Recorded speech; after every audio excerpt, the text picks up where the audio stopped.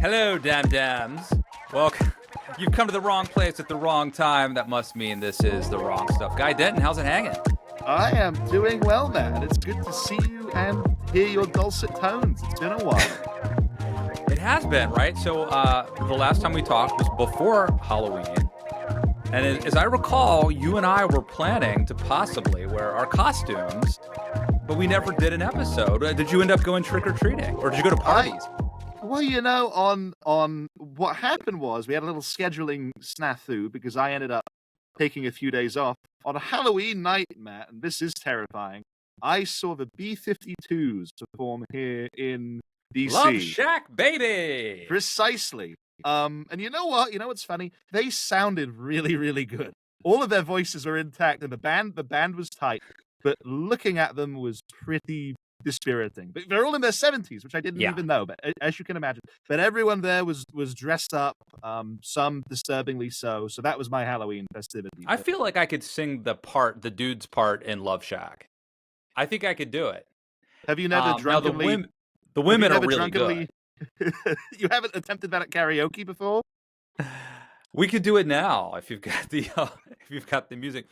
Now, I am told that you had a costume for Halloween, though. Is that right? I am part of one. Yes, you might say that. I didn't get to deploy it, but yes, I did. And we've asked you. My producers have reached out and they've asked you to bring it along. Do you have it with you? I do actually. You know, your people had to talk to my people, Matt, and it was quite a laborious process, but they persuaded me. Oh my gosh! To reveal this so to the scary world. Looking, dude. Is that Gene Simmons? That is supposed to be Gene. Yes. Okay. That is like scary, dude. That is like real. Do you want to put it on over the earphones, or can you? Maybe not over the ear. Well, give me a second. We could do some editing around this, right? Let me give it a try. Theoretically. Let's see how hard this. I'm just going to talk this out. Okay. He's now putting on the mask. If you're listening, oh my gosh. If you're listening to this on the audio podcast, you have to go to the YouTube channel.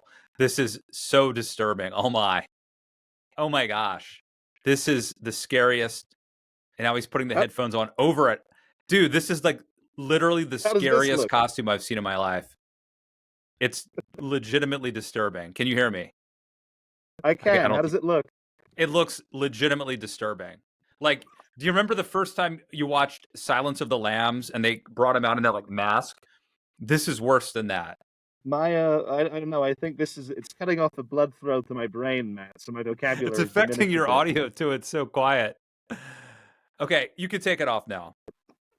I'm gonna have nightmares if you don't. Dude, that was legitimately horrifying. I can believe it. You know, I did look at it in the mirror. And I should stress to people at home, this was all Matt's wild idea. None of this came from me. Rest assured. I did, but when we did expense it to AEI. Luckily, they covered it, so yeah. It's a business expense, you know. Conservatism Inc. Paid for this, as you might imagine. But don't thank me. Thank the donors of the Heritage Foundation. Yes, that's right. Thank Harlan Crow. But I looked at it in the mirror, and I was quite disturbed myself. So I can only imagine how it looks to you and how it will look to anyone watching this at home. No, I'm not just saying that. If you're listening, you have to come to the YouTube channel. No kids, no children. By the way, this whole episode is probably not appropriate for children, but for the love of, do not watch. That was very disturbing. It's scary, legitimately scary, and way worse than like the face paint, which we contemplated doing. I was going to be Ace. I was going to be Ace. You were going to be Gene, I think, right? But there's more of an uncanny valley effect. That's the term I've been searching for. Yeah, searching for. Because it doesn't look real. I remember when I was a kid, for some inexplicable reason, we had a Halloween. I somehow came into possession as a kid of a Halloween mask that was supposed to look like the devil, and it had that same strange effect. My mother used to say it looked like George Michael, which now when I think back on it, I could recognize. But it had that same kind of just profoundly eerie quality to it. When you would see someone in it, where it looked abnormal, it didn't look right, and that's a lot more disturbing than just seeing someone with grease paint on their face. I'm not even going to comment on the tongue that was protruding from your face a couple minutes ago. So anyway, we missed a couple weeks ago, we didn't get to do the Halloween thing. And then the election happened. And we were sad. And I have a video that I took of myself during maybe my low point. I'm going to be honest. There was a downtime. I don't know if you've seen this, but I want to share with you the video of me really dealing with some shit. And to know that my family, the people who raised me, voted for a rapist. It's so invalidating. Yeah. But I'm white. I should not be taking up space, because right now the people who have it much worse than I do are people who don't share the same skin color as me, which is so, like, why are we still judging people on that? Race is a fucking social construct that white people created to make themselves feel good about the dehumanization of other people. What the fuck, man? I went through some things. I don't think I was ready to record last week to do a full show. I did record that, but, not to do... I couldn't talk to people, but it's a couple weeks I'm dealing with it. How have you felt? Are you ready? Because I may be deported to England. I don't know what's going to happen to you. I was going to say, clearly you went through a full transition and back. The election had such a profound effect. It was rough. It was a rough time. But I'm back. I'm wearing flannel now. Feeling masculine. I was feeling going to manly. say, you look completely stabilized now. And, very, yes, the definition of macho now, compared to that clip. But what's funny is I was, presumably while you were at home, Matt, just digging deeper and deeper into the liquor cabinet, I was on a train coming back to DC from New York, because I'd gone up there for a few days with some of the good old KISS crew, of course, speaking of pure American things, to see a couple of shows, and so I didn't get to come back until Election Day. And what's funny is, during Election Day itself, me and a friend of mine, we thought, oh well, we're here. I can imagine it's going to be a nightmare. New York on Election Day, I can imagine this is going to be a hellscape.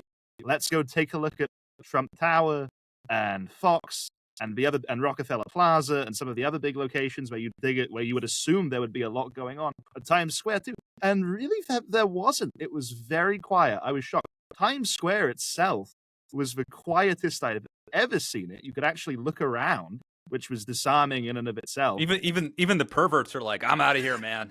Really? I got nothing. This is crazy. I think that's right. Exactly. Even they found the whole election to be in bad taste. They were concerned. I saw a group of communist protesters marching. That was considerate of them. Otherwise, that was about it. It was bizarre. So yeah, we'll see how things shake out. I wrote a piece for The Hill after Trump said he was going to pick Marco Rubio to be his Secretary of State, and he said he was going to pick Susie Wiles to be his Chief of Staff. I wrote a piece for The Hill saying, look, I've always thought the potential downside of Trump outweighs the potential upside, but there's some good things that could come from this. And then immediately, not even the next day, but later, like an hour later, he picked Tulsi Gabbard and RFK Jr. and Matt Gaetz, and it's been interesting. So let's talk about Matt Gaetz, your good friend, congressman from Florida, and I have a clip here. This is Kevin McCarthy, the former Speaker of the House, talking about Matt Gaetz. Let's see what he had to say. And I'll give you the truth why I'm not Speaker. It's because one person, a member of Congress, wanted me to stop an ethics complaint because he slept with a 17-year-old. An ethics complaint that started before I ever became Speaker, and that's illegal, and I'm not going to get in the middle. So now this ethics complaint, apparently, I don't know if you saw this, Gaetz actually resigned or announced he was stepping down from his House seat. And so I think it's possible he ends up completely out of office, which could possibly be a good outcome. But this is Senator Cornyn, who's going to be the new majority leader. And they asked him if he wants to see this report. think there should not be any limitation on the Senate Judiciary Committee's investigation, including whatever the House Ethics Committee has generated. I barely know Gaetz. All I know is he likes picking fights on social media. But at the end of the day, you got to have the votes, and you better have the resume. I barely know Gaetz. All I know is he likes picking 17-year-olds. Oh, too soon, Matt. What do you make of all of this? Is this going to be like 4 more years of this, I guess? I would imagine, but we can come to that point in a second. I mean, Tillis says there, you've got to have the votes, you've got to have the resume. Well, we'll see if he gets the votes, but does he have the resume? Well, considering he spent, I think, less than 2 years actually practicing law, and then spent his entire congressional career, used his entire congressional career as essentially one elaborate troll job, I'm not convinced he does have a resume on any level to justify this pick. That line reminds me of, like, there's a Shania Twain song where she's like, so you've got the looks, but have you got the touch? I don't know. It's dating me. But anyway, I love Shania Twain. Yeah, who knows what'll happen? And there's a theory that Donald Trump is trolling us, just like Matt Gaetz trolls us, that Donald Trump picked Matt Gaetz because it makes RFK and Tulsi and everybody else seem, who's the guy, Pete Hegseth from Fox? It makes all of them seem like utterly normal. And so maybe he's throwing Gaetz out there, and if Gaetz gets through, he gets through. If he doesn't, then fine. But it's the Overton window, you know? What do you make of that? I mean, I think that argument is right. I do think that's what Trump is doing, probably partially for that reason, and also if Gaetz is not confirmed, then of course he can cast the Republicans who vote against him in the Senate as enemies of the people, enemies of him and his administration. He'll play into that same old rhetoric to try and rally up the base and bolster his agenda. All of it is a pretty sad exercise, though, and a sad indictment of the fact that obviously we know who Trump is. But with the incredible mandate that Trump was given, I mean, you can't take that away from him regardless of what you think of the man. He pulled off an astonishing victory, a historic victory in the truest sense. And in an ideal world, right, he would have used it to finally put on his big boy pants after years of nonsense, years of disrespectful and ridiculous conduct in his political career and in the years since, and in the build-up to his time as the president, and said, look, we've been given an impressive mandate. There are a lot of serious problems in the country that need to be addressed. People are concerned, and justifiably so, about a lot of issues, be it health, crime, inflation, the economy, immigration, and so on. I was elected to address these things, and that's what I'm going to do. And I'm going to do it in a serious and sober and sensible way. But that would, of course, go against everything that Trump stands for. And it would also go against the significant portion of what makes Trump appealing and what makes Trump popular in the first place. So instead, he's just going to double down on the crazy. And I think we are going to see a continuation of that for the next 4 years. It will be something to keep an eye on. But Guy Denton, there's more things happening. Do you know that Mike Tyson is fighting this YouTuber Jake Paul? Are you following this? Tonight? By the time this airs, it will have happened. Are you paying attention to this? I am aware of this. It's funny. While I was in New York, in front of the Flatiron Building, they had actually erected this massive display which featured these two towering inflatable balloon figures of Mike Tyson and Jake Paul that were standing imperiously in front of the Flatiron Building. And I think they were doing some weird thing where you could go in and either not just be interviewed for a documentary that was being made about the fight, perhaps. So what the point of all of this is, except to make a lot of money for the people involved, I don't quite understand, but I can appreciate the spectacle of it, at least. I'm, a little excited. I think it's going to be good. I remember being a young kid almost watching Tyson, and he would go to the bathroom and the fight would be over. He would knock people out, in 20 seconds or something. And then there was that fight in Japan that he actually lost, which was in the middle of the night, but stunning to a lot of people, including me. So, and I don't know if you saw this, but I think it was the weighing in part or something, like a preliminary thing that happened like a day before the fight. Tyson slapped Jake Paul, and it was because apparently Jake Paul stepped on his foot. I don't know if you saw that. So anyway, I want to show you this video. This is hilarious. Did you see this guy, Mike Tyson, doing an interview with like a young young woman? Like, I did, and I kid? honestly wish I hadn't, because I wish we could get my initial reaction to it on recording. A lot of people who like this show, they're not big on Twitter like we are, and they don't even know that this happened until they watch us. So I'm gonna play this. Keep in mind, if you're listening, this is Mike Tyson talking to, I don't know, maybe a 12-year-old girl, I'm guessing. She asks him, she's interviewing him, right, for the Weekly Reader or something. And I don't think it's the curse words that bother me so much as it is this sort of nihilistic, attitude that he brings. Anyway, here's the clip. Enjoy. Well, in your return to the ring for this fight, you are setting a monumental opportunity for kids my age to see the legend Mike Tyson in the ring for the first time. So after such a successful career, what type of legacy would you like to leave behind when it's all said and done? Well, I don't know. I don't believe in the word legacy. I just think that's another word for ego. Legacy doesn't mean nothing. That's just some word everybody grabbed onto. Someone said that word and everyone grabbed on the word, so now it's used every 5 seconds. It means absolutely nothing to me. I'm just passing through. I'm going to die, and it's going to be over. Who cares about legacy after that? What a big ego. So I'm going to die. I want people to think that I'm this, I'm great. No, we're nothing. We're just dead. We're dust. We're absolutely nothing. Our legacy is nothing. Well, thank you so much for sharing that. That is something that I have not heard before, someone say that as an answer. Can you really imagine somebody say, I want my legacy to be this way when you're dead? Why do you want somebody, you think somebody really wants to think about you? What's the audacity? I think, I want people to think about me when I'm gone. Who the fuck cares about me when I'm gone? Well, my kids, maybe, or grandkids. Who cares? On one hand, it's so dark and perverse. On the other hand, as someone on Twitter said, it's like the book of Ecclesiastes or something. It's Kansas is dust in the wind mixed in with some deep philosophical, theological stuff. But I just don't feel it was a softball question. It was like, guy, you're about to give the interview of your life. You're going to do the podcast of your life. How do you think this is going to impact your legacy?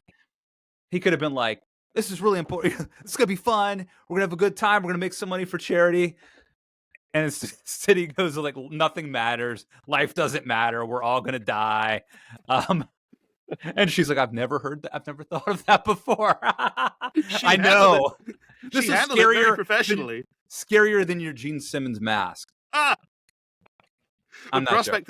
prospect of oblivion is pretty terrifying, even compared to any Halloween costume. Yes, I mean, no, I watched this earlier, and really, what he says there is just so silly, because at the end he contradicts himself fundamentally when he says, "Who's gonna care about my legacy?"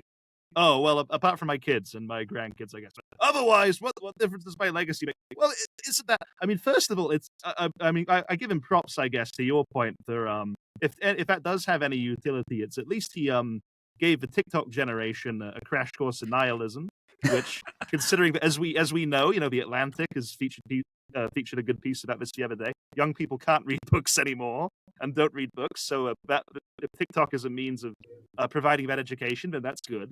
But no, I think if that really is what he believes, and I assume it is, because I don't know why he would do that to a young girl trying to get an interview out of him for shock value, then it's such a tragic outlook, right? Well, but I think there's some truth to it, though, Guy. I mean, I don't mean to be a party pooper, but on one hand, this is a helpful philosophy. So many of us pour a lot of time and energy into our work. And the truth is that for almost, very few of us, we'll be lucky if our grandkids remember us. And it is humbling in a good way to sort of think that, like, all we are is dust in the wind. On the other hand, it could be debilitating and depressing to focus on that too much. And so I think maybe there's a happy medium in there, right? Yeah, I mean, I was thinking about that the other day, actually. I can't remember who I was talking with it about, but I was thinking, I don't know. I mean, I only have one grandparent left now, but I had a good relationship with of the three grandparents I knew growing up. But could I tell you very much about the actual substance of their lives, about the progression of their lives, what their hopes and dreams were like over the course of their lives, their different accomplishments and ambitions and things like that. Not really. And I certainly couldn't tell you anything about my great-grandparents, right? Never mind my great-great-great-great-great-grandparents. Yeah. But at the same, and obviously that'll be the case for you and I, right? But at the same time, I mean, it won't be the case for you. It won't be the case for your children, Matt. I think a happy medium is right. I think there's some deep stuff here that deserves unpacking, and this is like talked about in philosophy and theology and all of that. I'm not sure we want that from Mike Tyson when we throw Mike Tyson a softball question, but where he could have been like, yeah, this will be the cap on a great career, but he went real deep real quick. It got serious. And like, you don't think that Mike Tyson's going to drop like some deep shit on you, but he did. I was going to say, clearly he was going through something and she caught him at a bad time. I mean, look, we've all been through the Trump election. I think Iron Mike among us is dealing with things. So I don't fault him. I feel his pain.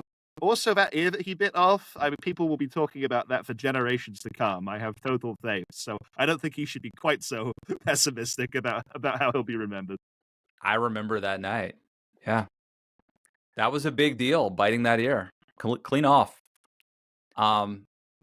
We've had some good times, Iron Mike. I even beat once in my life, I beat Mike Tyson in Mike Tyson's Punch-Out. Did you really? Yeah, and people say, I don't know if you've seen if you've ever played that game, but the first fighter you fight is called Glass Joe or something like that. He's got a glass jaw. He's easy to knock out, and he sort of looks like Jake Paul. Have you seen this? There are memes about this. So, Guy Denton, where does this leave us? I think we're out of material. I don't know if this is going to be our last episode or if we'll keep doing these. I think we need comedy for this show to work, and the good news is the absurdity, I think, will continue. I think we'll have material. What do you think? I think that's right. And like we said in the build-up to the election, little did we know how right we were, but nonetheless, we laugh because we can't cry, right?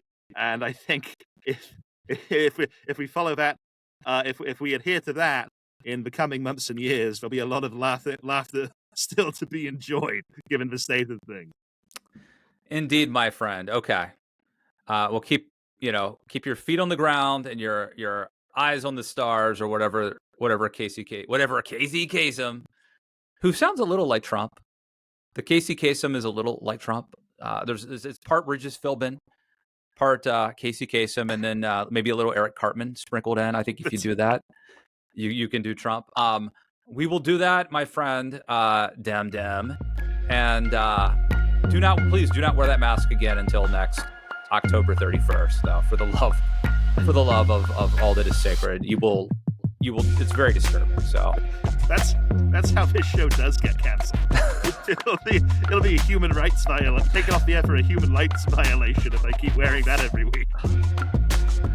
All right, my friend, you know what to do. It's Cold Gin time again. We're the only show that promises you. What's our deal? What's the deal we make with the viewers? They drive us wild, we'll drive them crazy, I believe, Matt, and it's worked out pretty well so far. The money back guarantee. We'll see you back here in the wrong place soon. Thanks, Guy.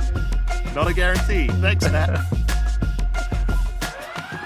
If you like what you heard here today, please make sure to follow the show, subscribe to the show, leave a like, review the show wherever you get your podcast, and also please smash that like button, or whatever the people my age are saying. I don't know. I am a Kiss fan after all. But nonetheless, you can also follow us on X at WrongStuffPod, or drop us a note, fawning praise or scornful disdain. We accept both at TheWrongStuffPod, all one word, at gmail.com. Thank you so much for listening. We're looking forward to next time.